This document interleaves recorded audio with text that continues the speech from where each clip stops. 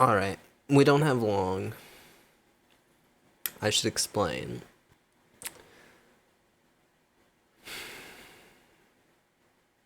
But hello, it's good to see you again. Are you a webcam?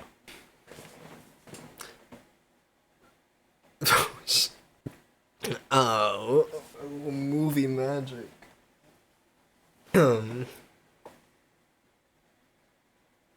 What are you doing here?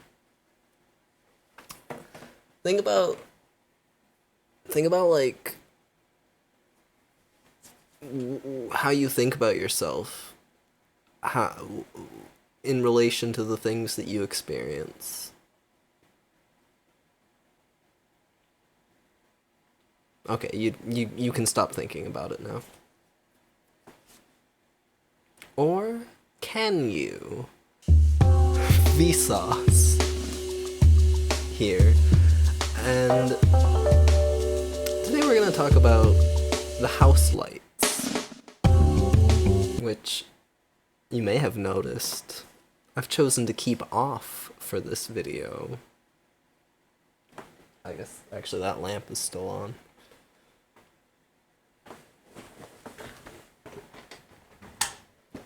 So, no, wait. There. So, when you're watching something, it can't see you.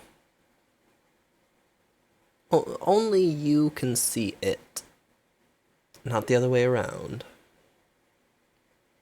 This puts you entirely in a position to judge and not be judged. You turn off the parts of your brain that would instinctually consider you a participant in the events. In a way. There's a layer around it. A layer of participating in fiction, in play. So on a stage,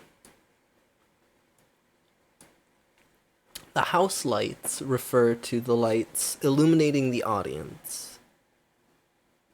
So when the house lights go down at the start of a play, it's to encourage the mindset that the characters on stage, they don't see an audience. They don't see the character on stage in a the normal functioning capacity of a stage play. They don't think they're on a stage in a play. The character doesn't. The actor knows, but the character doesn't. When I was recording the last video, I was kind of just staring into my own eyes in the webcam preview, but now that's not there, so now I'm staring even further from the webcam, so there's a little green light there. Actually, I'll focus on that. Hello, little green light. You're the little green light of my life.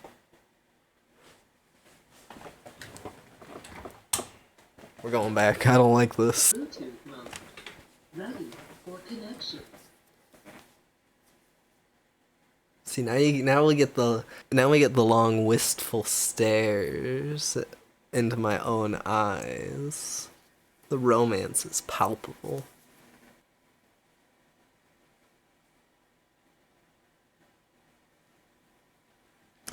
Now, I got a cool article that, here, let me pull it up on screen.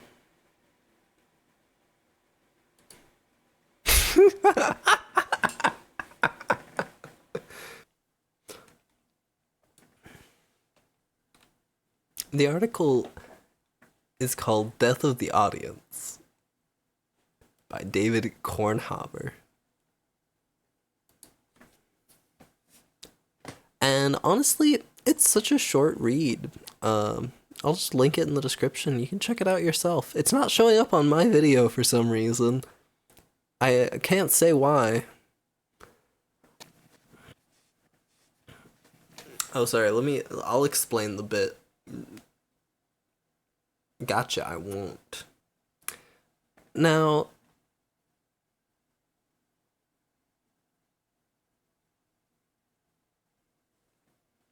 So generally, you view art and media as an escapism, and it lends itself to that because it's a world unaware of you, technically, yet at the same time tailored to you. What can be really an effective way to punch through this kind of mental state, where you go into the state of being an audience member, a viewer, and somehow, in some way, the house lights turn on.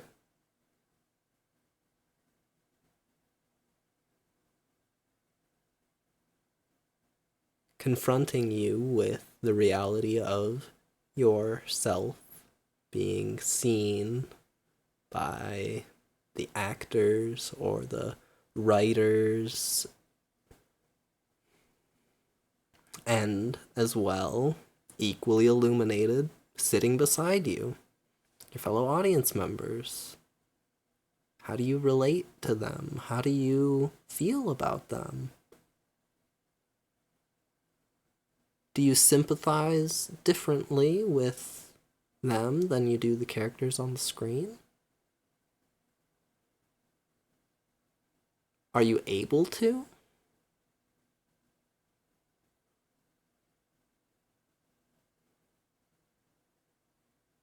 There's this, like, I don't really have like anywhere I'm going with those questions. I don't really have it, like, but I mean, think about it.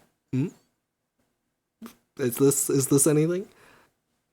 What did I just say? What was I just talking about? Hold on, let me smoke my weed that makes me remember things.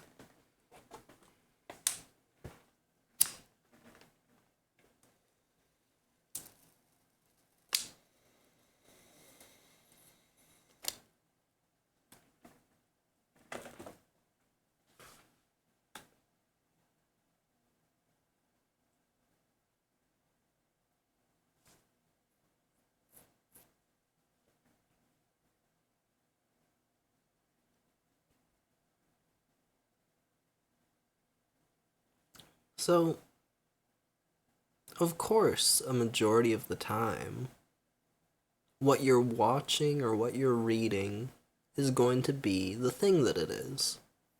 You know, existing in the universe that it exists in, telling the story that it exists in, ignoring that the fourth wall isn't there.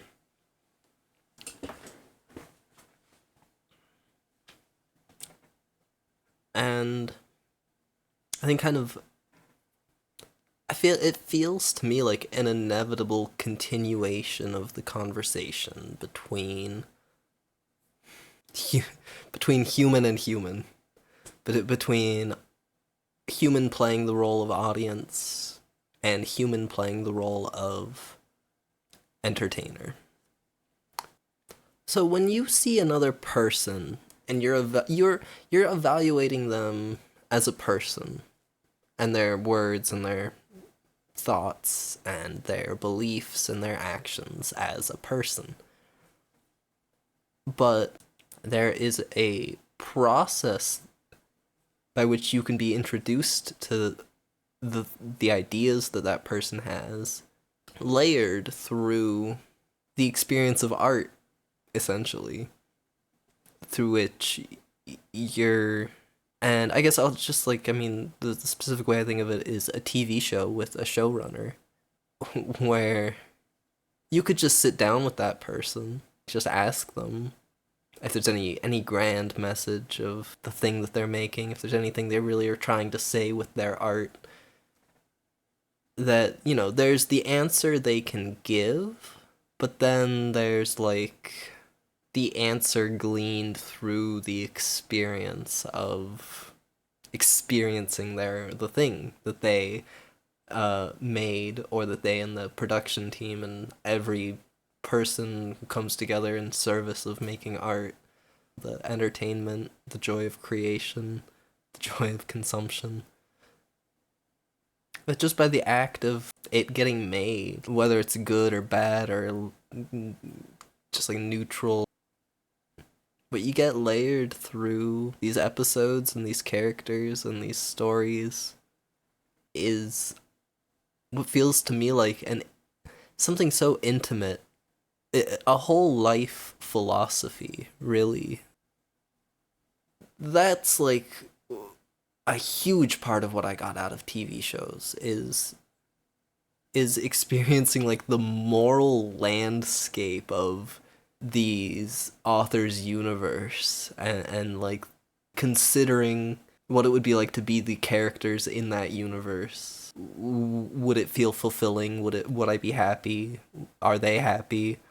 If they're unhappy, I would feel uncomfortable and I would be like, why don't they just do these things to fix like the problem? Like why would they write a show with conflict in it? This bothers me.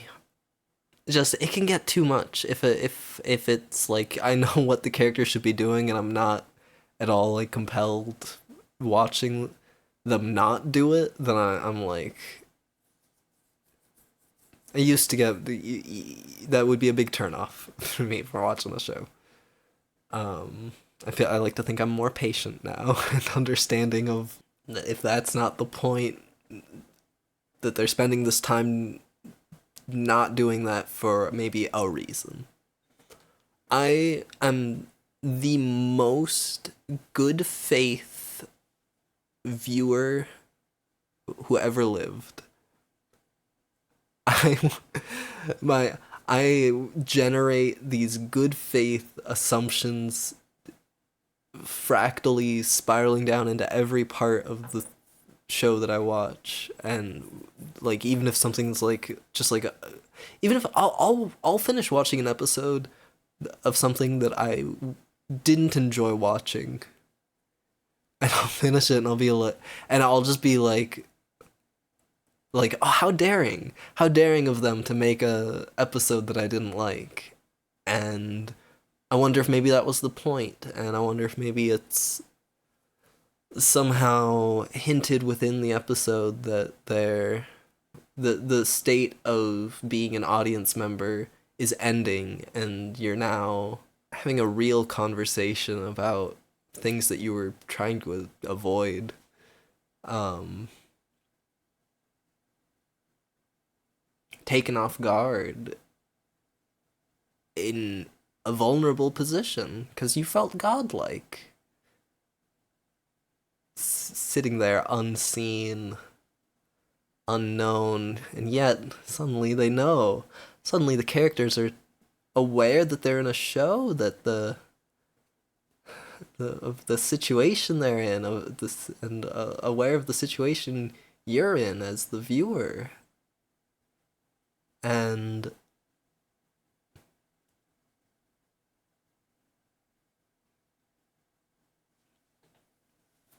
so let's just say that Rick and Morty is flicking the house lights on and off rapidly while going ooh. That's just kind of the bit. What happened to, Rick staring into the camera or joking about season 7, baby? That seems, I suppose he would be moving away from doing that and moving towards confronting his reality and participating in his reality as an equal instead of as a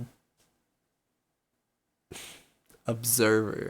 Cartoon interloper uses his framing of life as a TV show as like kind of his way of dealing with the crisis of the multiverse situation, of his of losing his Beth and subscribing to Beth as an archetype, as a character in a show, as a Jerry, as the Summer and a Morty that he just normally apparently to some degree he's used to moving from one universe to the next.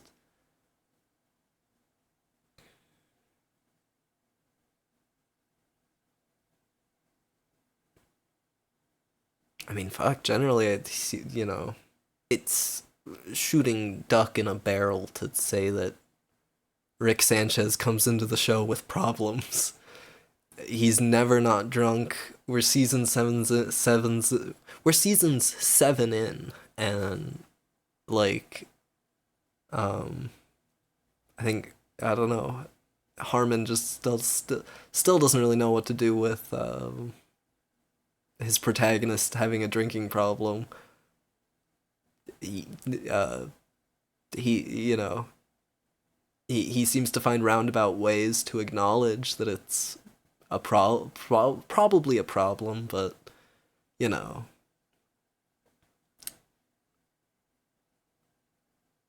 he doesn't know what to do about it. So, part 1. I forgot to break this video up into parts. What does death of the audience mean? So that article I linked to kind of theorizes it as death of that state of being an audience member. Kind of the perspective of death of the audience being something the viewer experiences. Going from the state of being an audience member to just back to being a person, engaging with other people. It drops the veneer of, you know, being a show and everything, just, or it drops the illusion of the fourth wall. It breaks the fourth wall for a bit, as we all are familiar with in this day and age. But I'm a little bit interested in this side as well. An interpretation of death of the audience as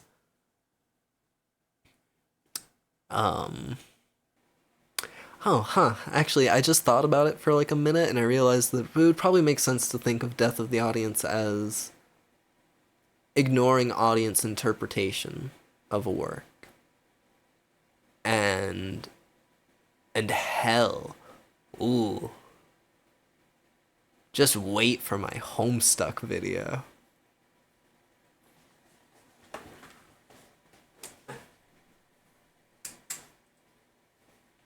So, I turned the light back.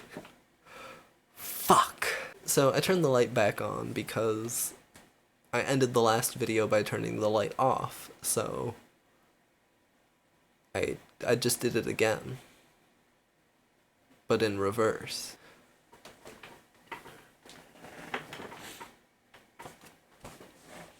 I want to thank you for watching my silly video to the end.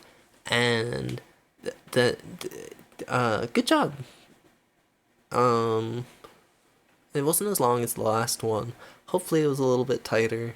I have several more video ideas, and maybe I will be motivated to record them. Who knows?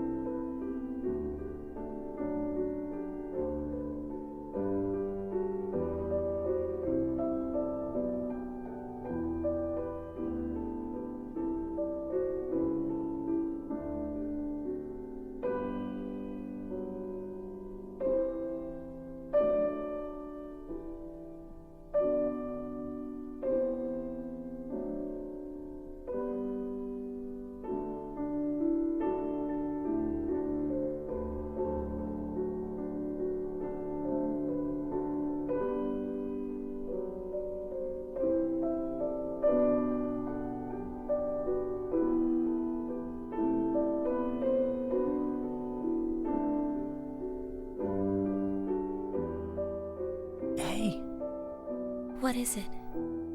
what are dreams? Dreams? Yes. Dreams